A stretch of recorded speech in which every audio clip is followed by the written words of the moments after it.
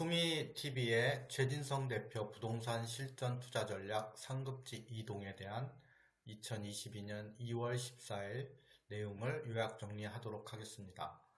세 가지 부분으로 나눠져 있고, 첫 번째는 본인 성장 스토리에 대해서 말하고 있습니다. 모바일 어플 등을 통해서 자투리 시간에도 투자기에, 그러니까 여기서 말하는 투자기는 아마 경매물건 같은 것도 얘기하는 것 같은데, 경매물건이나 금매를 찾았다는 얘기를 하고 있고요. 그 다음에 직장인이라 거주지와 가까운 곳으로 한정하였다. 그러니까 옛날부터 투자해서 아마 옛날 얘기 같아요. 지금은 자금이 부족한 분들은 좀 어려울 수 있겠죠. 그리고 세 번째, 아파트만 투자하였고 그 중에서도 초역세권을 선호하였다.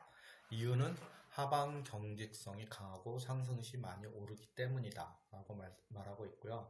그 다음에 초기 투자금이 적게 들어가기 위해서 이제 전세가율이 높은 아파트만 대상으로 해서 경매로 싸게 사서 인테리어 해서 단지 내 제일 높은 전세가로 세팅해서 내 돈이 들어가는 것을 최소화했다라는 얘기를 하고 있습니다. 그리고 황금성 때문에 초기 투자한 아파트 평형은 24평 이상 34평 사이 정도의 황금성을 고려한 아파트만 대상으로 했다. 이제 물론 이제 가치 투자나 이런 것들을 감안하면 신축이나 대형 재개발 위주가 맞다라는데, 여기서 가치 투자라는 건 이제 투자분에 대한 상승 이익이 큰 부분, 그러니까 오래 장기적으로 갖고 있으면 상승 이익이 큰 부분을 가치 투자라고 표현한 것 같습니다. 경매 공부 후 첫 낙찰은 되게 오래 걸렸다는 얘기를 하는 거죠. 뭐 1년은 아니지만 7, 8개월 정도 걸렸으나 첫 낙찰 후에는 같은 달에 4개를 추가로 낙찰할 정도로 성과가 나왔는데, 그 이유는 무엇이냐면, 즉 입찰과 수많은 폐찰 시도의 경험이 누적되어서 나중에 이제 결과는 폭발적으로 나타나니까 노력은 헛된 것이 아니라고 생각하는 거죠. 그리고 7번째, 무엇보다 본인에게 맞는 투자처와 투자 수단을 찾는 것이 중요하다고 합니다. 이제 두 번째 파트로 가서 그러면 경매와 왜 재개발이 투자가 좋은지를 설명하고 있는데, 첫 번째로 경매와 재개발 투자의 장점은 안전마진을 확보할 수 있다는 점과 투자 수익의 불확실성이 적고 안정적이어서 좋다라는 얘기를 하고 있고요.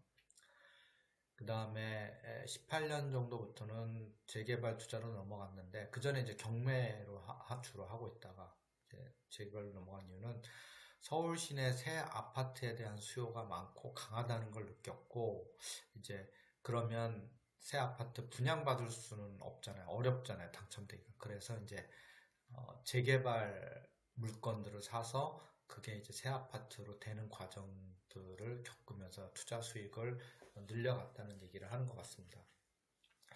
그리고 모든 재화의 원칙은 수요와 공급에 의해서 결정된다라고 하고 있고, 새 아파트의 가격 상승 요인이 더 강하고 많다는 걸 느꼈다는 거죠. 그러니까 수요가 새 아파트에 더 강하다는 걸 느꼈죠.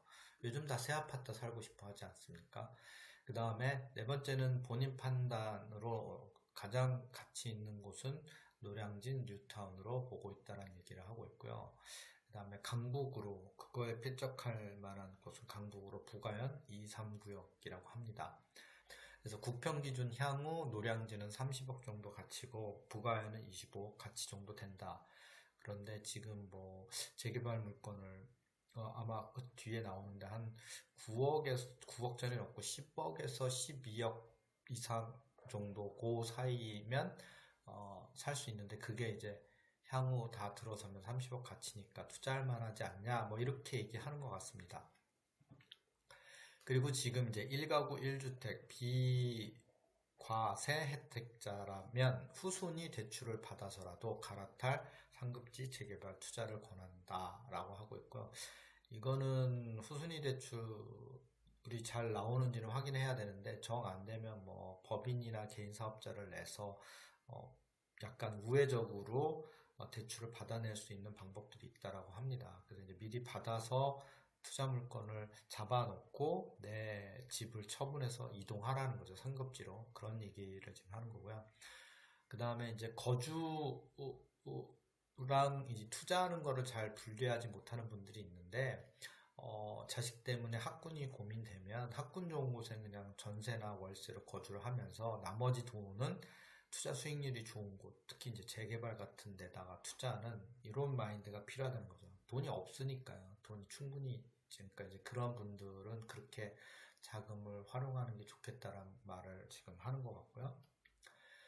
그 다음에 이제 추가적으로 질의응답 및 투자 조언에 대해서 이제 파트가 얘기가 나오고 있는데, 이제 질의가 이제 이런 게 나와요. 뭐 이문 3구역의 현대산업개발이 주도하는 컨소시엄의 경우는 어떻게 문제가 없겠냐, 뭐 이런 질문이 나오는데, 그거는 광주광역시 사건을 계기로 오히려 전화위복이 돼서 좋은 조건으로 더 이득을 얻을 수 있다. 그러니까 아파트 산업개발, 현대산업개발 건설사에게 너네 요번에 너무 불안하고 빼고 싶은데 어떻게 할 거냐는 식으로 약간 협상의 여지가 많이 생길 수 있다는 거죠. 그래서 이제 오히려 좋게 생각해 볼 수 있지 않겠냐라고 대답하고 있고, 그 다음에 재개발 지역은 자기 목적에 맞게 선정을 하면 된다는 거죠. 상급지로 이동할 건지 투자 목적으로 할 건지.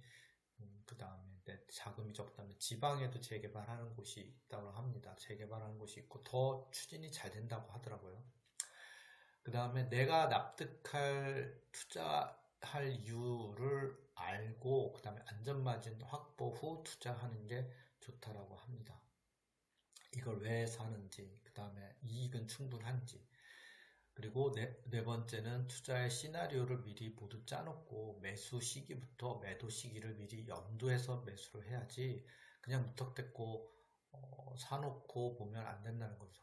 그래서 좋은 기회라고 판단되면 빠르게 본인은 실행할 수 있었던 이유 중에 하나가 미리 이 투자에 대한 시나리오를 다 짜놓고 실행했기 때문에 그렇다고 합니다. 그 다음에 자본이 적으면 하급지에서 시작해서 보는 눈을 키워 상급지로 교체 투자하며 올라가라고 조언하고 있습니다. 그 다음에 세금이 강화된 측면이 있으니까 요즘은 똘똘한 한 채를 사고 비과세 혜택을 활용하여 상급지로 이동하라. 법인 명의로는 세금 측면에서 주택에 투자하는 것이 메리트가 요즘에는 없으니까 상가용 건물을 투자하는 게 좋을 듯 하다라고 하고 있고, 여덟 번째는 무주택자라도 재개발을 투자하면 확정 수익을 안전하게 확보하니 자산 격차를 줄일 수 있다라는 얘기를 좀 하고 있습니다.